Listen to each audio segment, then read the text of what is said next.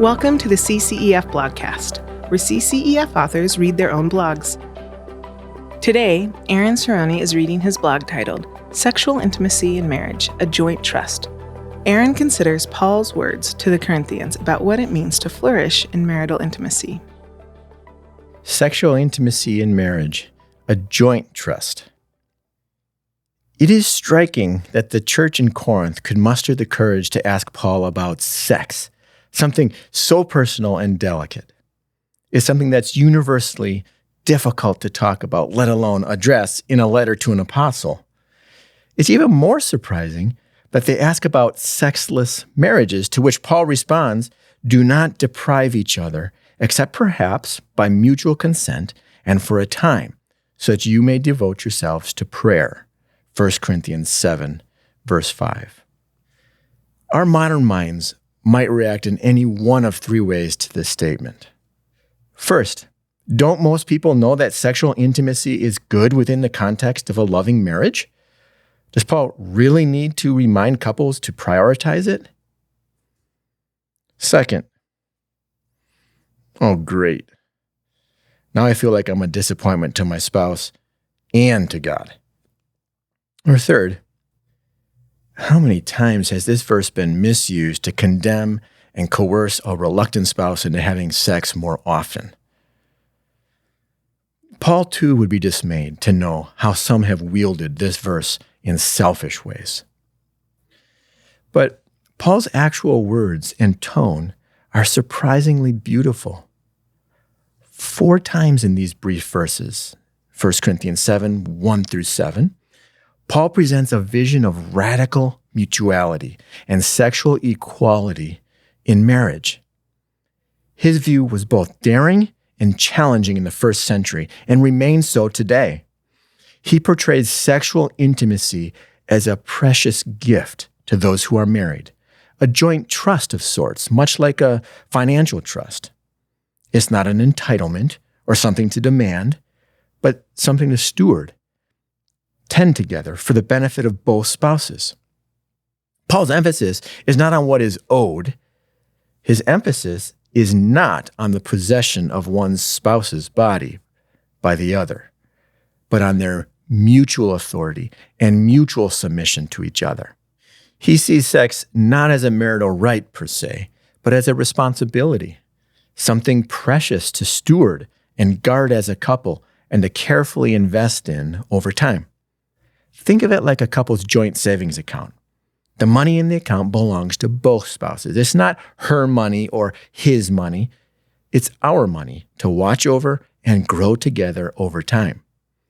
Even if one spouse contributes more to the account, it remains our savings account and benefits both spouses.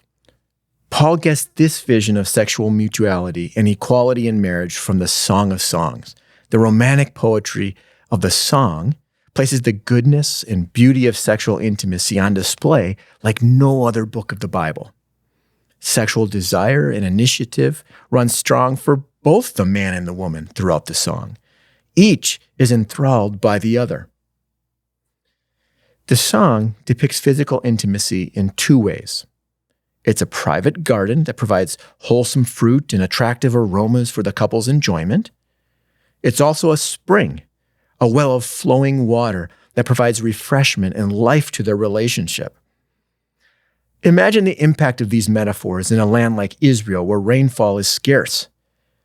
God created sexual intimacy to be like an oasis in a dry land, providing nourishment and refreshment for a couple's life together, and it is their job to protect and care for it.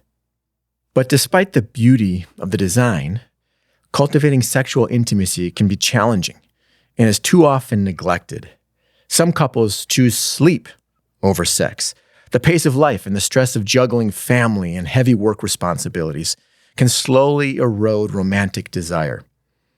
Other couples grow apart, and their sexual interest is choked out through unresolved conflicts or chronic frustration. So others had diverted their sexual interest into pornography or romantic novels. Fantasy and escape are easier than authentic and hard-won intimacy.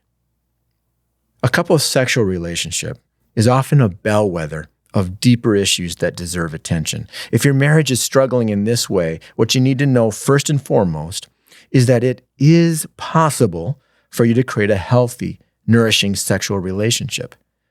Many couples, married for decades, describe their sexual relationship as mutually enjoyable and regular part of their life together. It's something they've prioritized and worked at over time. However, to cultivate a growing sexual relationship, you need the ability to talk constructively about sex, which is perhaps the most challenging conversation between spouses. And you need to talk about the right things. Rather than getting stuck on discrepancies about how often to be sexually intimate, focus instead on what's more important: your differences in how sexual desire works. This is a pivotal topic to understand and to be able to talk about. These differences are present in most marriages and are not insurmountable. It can be helpful to understand sexual desire as both spontaneous and responsive. There are spouses for whom sexual desire is easily stirred, spontaneous desire.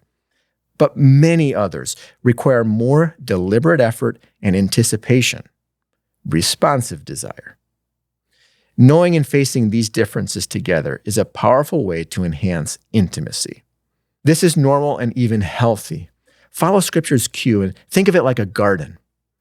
Some plants require more water, others less. Some flourish in the shade, others need direct sun. Each spouse is the gardener for the other and should know what is needed and when.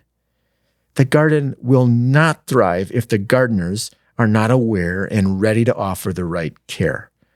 It's essential for each spouse to understand how sexual desire works for the other and to make deliberate efforts to tend their sexual garden with this understanding.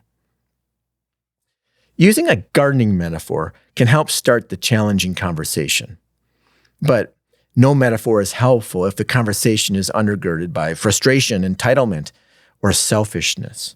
Remember, this is a joint trust, something precious you steward together for mutual nourishment and enjoyment.